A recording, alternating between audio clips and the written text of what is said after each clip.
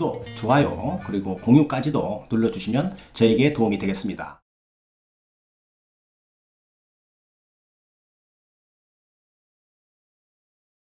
안녕하십니까. 교통사고 합의 전문 채널 유국장TV입니다. 유국장TV는 사고 후에 교통사고에 대한 법률적인 지식이 없어서 힘들어하는 피해자를 위하여 정보를 드리는 교통사고 상담 전문 채널입니다. 만약 유국장TV를 봤음에도 불구하고 궁금사항이 있다면 911LAW죠. 카톡으로 문의를 하시면 교통사고에 대한 궁금증은 모두 해결해 드릴 수 있습니다.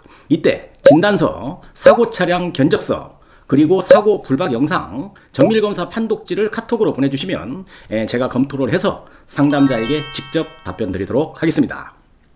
오늘 영상에서는 교통사고가 발생을 한 경우 어떻게 처음에 대처를 해야만 할까, 이런 고민을 할 수 있습니다. 아주 오래 전에는 서로 잘했다고, 또 차 사고 났는데 서로의 잘못이 자기에게는 없다고 길거리에서 다투는 경우도 있었으나 요즘은 시대가 많이 변했습니다. 맨 먼저 증거를 잘 확보하는 것이 매우 중요합니다. 요즘엔 누구나 스마트폰이 있기 때문에 이것으로 증거를 만들어야 하는데요. 어떤 사람들은 사고의 경험이 없고 해서 간단하게 사고 차량만을 이렇게 사진으로 찍어 놓는 경우가 있는데요. 이것은 바람직하지 않습니다.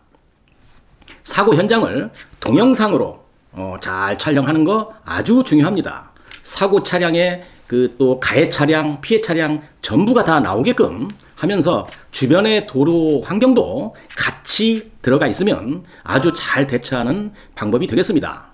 그런 다음에는 어떻게 할까요?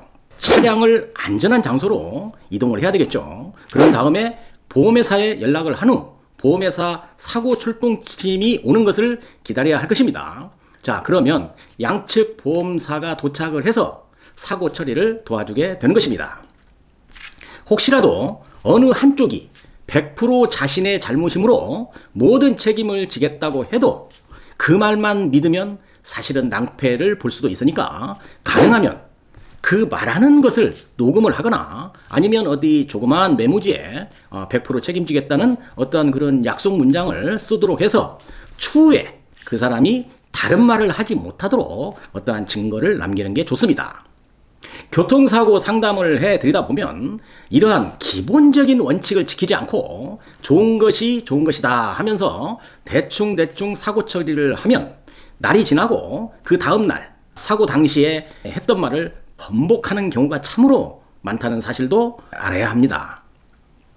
특히 버스와의 사고, 또 택시와 같이 공제조합에 가입하는 그런 차량과의 교통사고는 더더욱 주의할 필요가 있다고 강조를 드립니다. 이런 것은 당해본 사람은 다 아는 사실입니다. 또 이런 경우도 있을 겁니다. 걸어가는 사람을 가볍게 탁 치는 이런 교통사고도 있을 수 있죠. 이런 교통사고도 가볍다고 판단을 해서 아이고 죄송합니다 하고 그냥 가버리면 큰일 날 수도 있는 것입니다. 특히 나이가 많은 어르신들은 그 자리에서 아이고 괜찮습니다 해서 별것 아닌 것 같다 해서 그냥 가버렸는데 그 다음날 나이 드신 분이 아파서 병원에 가게 되고 또 경찰에 신고하게 되면 어떻게 될까요? 이것이 바로 뺑소니 사고가 될 수 있다는 것입니다. 이것은 형사처벌 대상이 되는 것이죠. 또 어린이가 차에 부딪히는 경우도 있을 수 있겠죠. 많습니다. 애들은 막 뛰어다니기 때문에 사실은 앞뒤 보지 않습니다. 차에 부딪혀도 잘잘못을 판단하지도 않고요. 어른들에게 혼날 수 있다는 생각에 다친 것도 생각을 안 하고 막 도망을 가게 됩니다. 그래서 어린 아이인 것이죠. 자, 이런 경우에 어떻게 해야 할까요?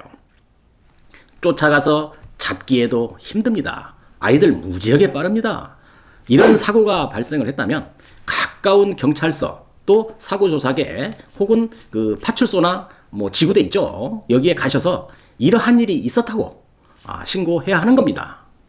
그래야만이 나중에 어린 아이의 부모들이 연락이 와도 뺑소니로 처리가 안 된다는 말씀 제가 강조를 드리게 됩니다. 자, 블랙박스가 없던 시절에는 가해자라는 표시를 어떻게 했는지 아시나요?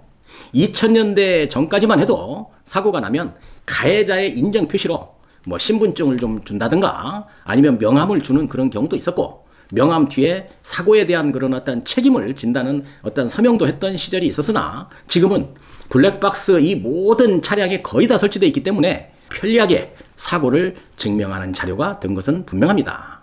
그런데 이렇게 불박이나 사고 주변 CCTV가 일상화된 지금은 가해자와 피해자의 과실 싸움이 예전에 비해서 훨씬 많아졌다는 점도 시대의 변화상이라 할 수 있겠습니다. 100대 0 교통사고는 문제가 되지 않겠지만 과실이 9대 1 아니면 8대 2, 7대 3 이렇게 예상이 되는 경우에는 조금이라도 자신의 과실을 적게 하려고 하는 분쟁이 발생이 되게 되는 것입니다. 이럴 경우에는 운전자는 보험 계약자죠. 즉 보험회사의 피보험자가 되는데요. 내가 가입한 보험회사에서 모든 처리를 대신해 주게 됩니다. 맨 먼저 보험회사는 상대 측 보험회사와 과실을 조율하게 되는데 운전자의 동의를 받아서 몇 대 몇으로 조율을 해서 그게 서로 잘 되면 이것으로 확정이 되게 되는 것이죠. 만약 서로의 주장이 다르다면 두 번째로는 분심의, 쉽게 얘기해서 분쟁심의위원회로 판단을 맡길 수밖에 없는 것입니다. 분심의의 결정이 있음에도 불구하고 어느 한쪽이라도 과실에 대한 불복이 있다면 그 다음으로는 법원의 판단을 구하는 최종 방법으로 진행이 되는 것이죠. 이렇게 교통사고 후에 과실 문제가 처리가 될 수 있다는 프로세스를 제가 설명을 드렸는데요.